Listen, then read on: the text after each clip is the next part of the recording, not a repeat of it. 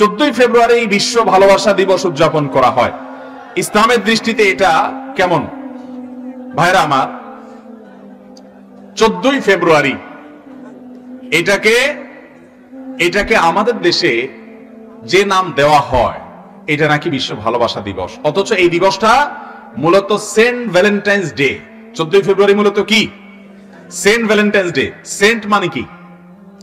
Saint বলা হয় ধর্মযাজক, গুরু। খ্রিস্টান ধর্মযাজক সাধারণত তারা তাদের ধর্মের গুরুকে, যাজককে বা আপনার ওই যে পাদ্রীকে, সাধুকে তারা সেন্ট বলে। তো এখন সেন্ট ভ্যালেন্টাইন্স মানে হলো সাধু ভ্যালেন্টাইন বা খ্রিস্টানদের ধর্মগুরু ভ্যালেন্টাইনের দিবস।